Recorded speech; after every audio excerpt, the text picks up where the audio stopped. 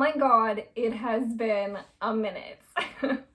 I am so excited to be back. Hello, hello, hello. It is me. I know you guys probably have a lot of questions. I left y'all on a cliffhanger.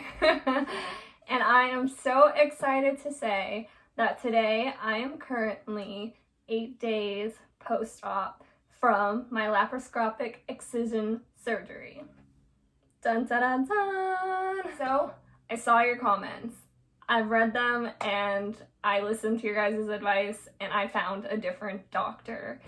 Now, if you guys watched my last video, you know that my first doctor was just not the kindest person in the world. She had a very negative outlook on my situation without having the facts to kind of back that up. Like, I had never done any procedures with her, yet she was fairly convinced that IVF was going to be my only option. And it had actually gotten to a point where me and my husband had just kind of convinced ourselves in our heads that that was going to be our way moving forward. So at that point, I was pretty low, I was pretty down about everything, and my husband actually went out of his way and researched and found an excision specialist in my state. One of the only that specializes in endometriosis. I reached out to this doctor and they got back to me really quick, and I don't know how it happened. It was honestly a miracle, but she was able to get me in for my initial appointment very quickly. I think I called and then the next week I had scheduled my appointment. Now this was during the whole pandemic of coronavirus, so my first appointment was virtual. We spoke. We talked about everything that I had been through, went over all of that, and then I also told her about the most recent experience I had had with my miscarriage and then with the doctor that I had unfortunately found through. Right away, I knew this new specialist was great. She was so understanding and just listened to everything I had to say. And then when she went to explain things, she went out of her way to explain them in a way that I would understand, which I'm sure you guys can relate. I'm really appreciative for that. We agreed that we needed to meet in person and that my next step was to address the cyst that I had. I had the 8-centimeter cyst that my doctors were fairly sure was an endometrioma on my left ovary, which was causing me excruciating pain. Towards the end there, I couldn't even stand for longer than 30 minutes at a time. I had went in and saw her, and she gave me a transvaginal ultrasound and like a normal ultrasound. And then I had my appointment with her and we discussed and we agreed the way to proceed was to do a laparoscopic surgery. They go in through your abdomen with a tiny camera. That's essentially what laparoscopic means. They don't cut you open and view your insides that way. Sorry, that was really graphic. I apologize. So she agreed that a laparoscopic excision surgery was going to be my best option. And she was going to go in there and remove the cyst that was causing me a lot of problems, and then go in and not only evaluate the situation, you know, see if there actually is endometriosis in there, because you can't get diagnosed until a doctor goes in and sees that there's actual endometriosis present, and then she was going to remove any if she saw it. And so that second appointment, we actually treated as my pre-op appointment. Very quickly, from my first appointment up to this point, I got the call from the hospital and my surgery date was going to be June 9th. They told me that a couple days before that I was going to have to go into the hospital and get COVID tested. So my birthday was actually June 7th. I turned 26 years old. And as nice as it was to not be in recovery for my birthday, it kind of sucked being really anxious about my surgery just a couple days later on my birthday. It kind of consumed my life at that point as a mental standpoint. And then actually the day before my birthday, June 6th, was the day that I got COVID tested. And so I went to the hospital that I was getting my procedure done at, and we actually waited in this car line, and it was like a drive-through COVID test that I got. I'm in a drive-through right now at the hospital to get coronavirus tested before my procedure in 3 days. It looks like I'm not gonna get out of the car. They're just gonna like maybe stick something in through the window into my nose. I just did my test. they actually stuck a swab down my throat, like in the back of my throat. It just made my eyes water a little bit. It wasn't terrible. Definitely, it was hyped up a lot more on the internet as something that's not fun, and it really wasn't that bad. So if you have to get coronavirus tested, it's nothing. It took 2 seconds, literally. So yeah, it was super easy, no problems at all. And then, like I said, the next day was my birthday, and then a few days after that, June 9th rolled around, and it was my surgery day. Good morning. It is 8:30 a.m. on June 9th. Me and my husband are driving to go get my excision done. I would be lying if I said I am not freaking out. It'll be okay though. It's gonna be 3 hours from when we get to the hospital, from when we leave. Hopefully they knock me right out when we get there. I'm so ready for this to just be behind us, to just get this over with, to hear all the news I need to hear, and to be able to proceed. I'm ready for it. It makes me emotional just knowing that, like, after today it's gonna be done. So, yep, that's where we're at. So my surgery was scheduled for 9 a.m. However, my doctor was running a little late with the surgery that was before me, and so I actually didn't go back to the what's the room called? The surgery room? The OR room? The operating room! Ding, ding, ding, ding! Anyway, my surgery was scheduled for 9 a.m. I didn't actually go back to the operating room until like 11:30 a.m. So a little late. Surgery itself took about 2.5 hours, and what was supposed to be a 4-hour ordeal, the whole day was supposed to take about 4 hours. I was supposed to get in there, have my surgery, and have about an hour or two for recovery. Well, my day was actually a 12-hour day at the hospital, unfortunately. My husband was able to go back to like the waiting area where before you go back to the surgery room, they kind of put you in like this triage area, and they put you in a bed. They hooked up my IV there. I wasn't given anything. That's like where the anesthesia was gonna go, but I got that hooked up and got in my medical outfit. I was looking good.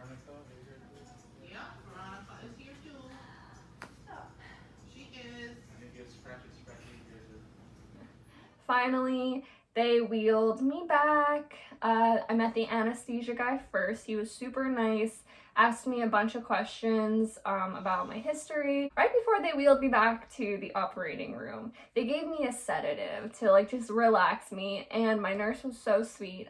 Everyone I dealt with was so nice to me, but she came in and she warned me. She's like, listen, when you go back there, some patients get alarmed at the sight of the operating room. It literally looks like you walk into something at a Saw. But she's like, it's gonna be cold and there's gonna be a lot of people in there. And I'm so glad she prepped me for that, because it's surprising how many people are in there when you get wheeled in there and you're like, oh wow, all these people are here to operate on me. She's like, we're gonna give you a little sedative just because a lot of people get anxious right when they're getting in there and you see all this stuff happening.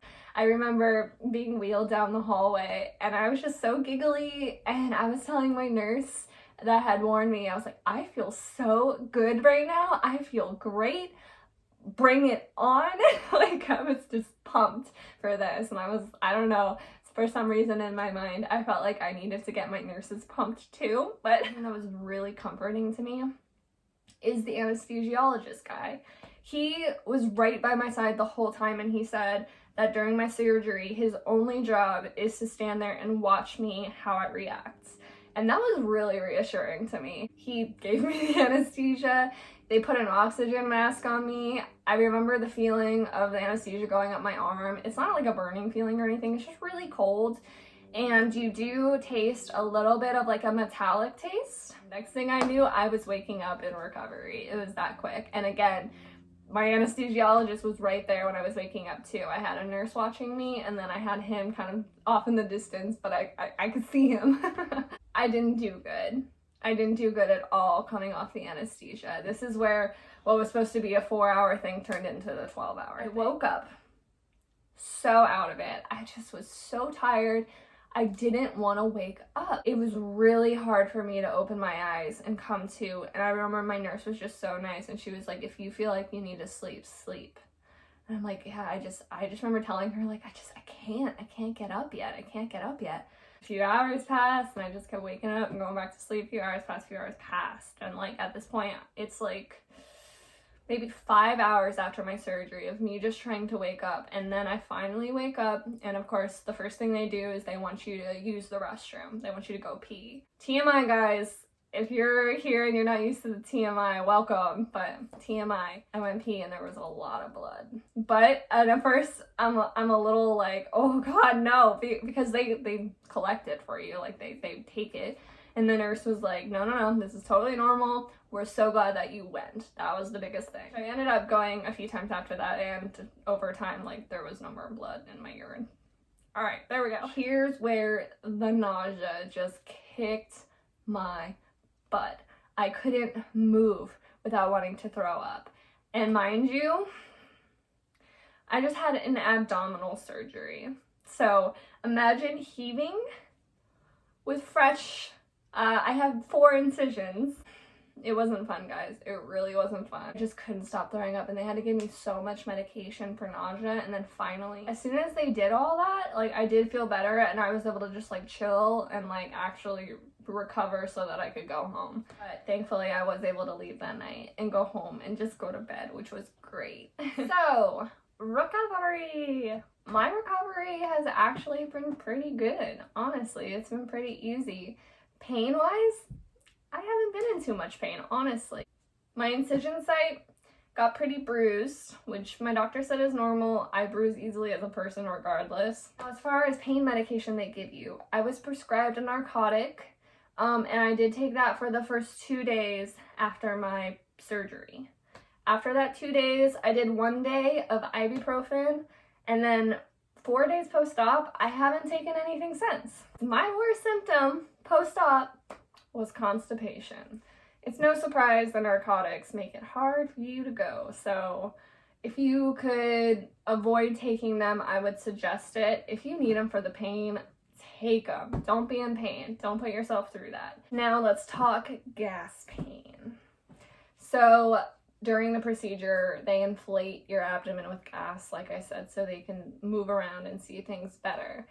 Now, coming out of surgery, you're very bloated. It's encouraged the first few days in recovery to walk around, and I did. However, I did get the gas pain that went up to my shoulders. My first day in recovery, I made sure I got up and walked anytime I felt like I could, essentially, which was about, I think, 3 times that day. And I just went downstairs to my kitchen and I went back upstairs. And that was about enough for me that first day. I did get shoulder pain that night from the gas, and if you're on the pain pills, it's not too terrible. It hurts when you kind of take breaths. The gas moves up into your diaphragm and kind of gets trapped there, and so the pain radiates to your shoulders. And the only thing you can really do to help that out is to walk around and break that all up. So I want to insert some pictures here from my recovery. I think 2 days post-op, pretty banged up, looking pretty nar, you know, to be expected. Like I said, I had 4 incisions, 1 on the belly button, 2 on the side, and then 1 lower down above the pubic. And here is another picture, this many post-op, whatever it says on the bottom, I can't remember. But we're looking better. The bruises, you can tell, are healing a little bit. When they turn that kind of yellow crazy color, it kind of means they're going away. So, and then here we are today. I am 8 days post-op, and I'll show you guys what my tummy looks like. This Sharpie will not come off my body. The sensitive soap doesn't do anything as far as taking Sharpie off.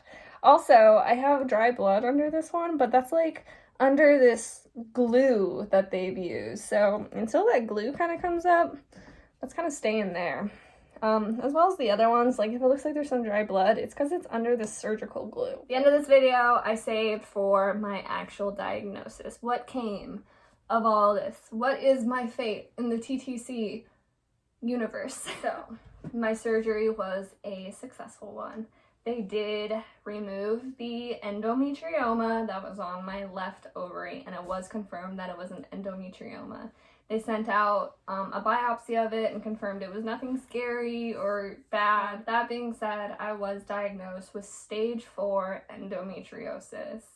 My doctor got in there. It was pretty gnarly. So my uterus was glued to the lower part of my intestines, my bladder, my rectum, and there was some scar tissue on my appendix and behind my uterus. I also got an HSG test done where they shoot the dye through your tubes. For my surgery, she explained to me and my husband that my left side, where the cyst was, that tube, not good. It's pretty much closed off. There's nothing going through it. Now my right side, she said my ovary looks fantastic. From the outside, my tube looks amazing. However, when I was in the surgery and they did that, they still didn't get any dye to come through it. My 1 week post-op, I went and saw my doctor. That was just yesterday, and it was a really good appointment because I walked in and I thought I was only going to get a transvaginal ultrasound done to check on the status of the left ovary, see how it's healing. But I walked in and I have to sign a consent because I'm getting another HSG test done. And right now I'm scared because I haven't taken any pain medicine.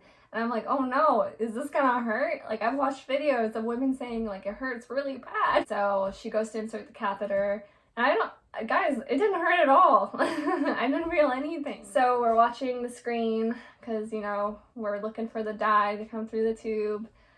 And we see it go in the tube and we're waiting, and my doctor is literally sitting there like, come on, you look perfect, come on.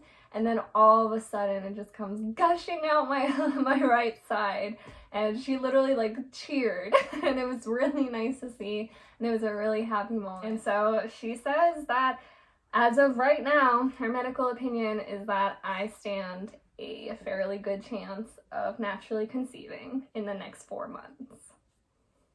Dun, dun, dun, dun, dun, dun. We're back at it again, baby. We're at another cycle of tracking ovulation. My doctor wants me and my husband to give it a real good go this month. She thinks because I got the HSG test done, may have flushed something out for me, and we might have a fairly good chance this month. So I'm to continue tracking ovulation, baby dance when we need to, and then after I ovulate, because she wants us to have a really good chance this month, my husband got the orders to get that done. So the end of this cycle, he's going to go get that done. We're going to give this cycle a good go. And if this cycle doesn't work out for us, then on cycle day 2 next month, I start Clomid. We feel so blessed. I'm so happy to have gotten all this behind me, to have found a good medical team on my side, and to move forward with optimism. So thank you guys so much for watching. I appreciate all your comments, all the subscriptions. It means so much to me. I'm so excited to have you all here with me on this journey. And as always, I wish you guys all the baby dust. You deserve to have everything you want in life, and I hope you all get it so soon. Thanks for watching. Stay tuned for another video coming up very soon. Love you guys.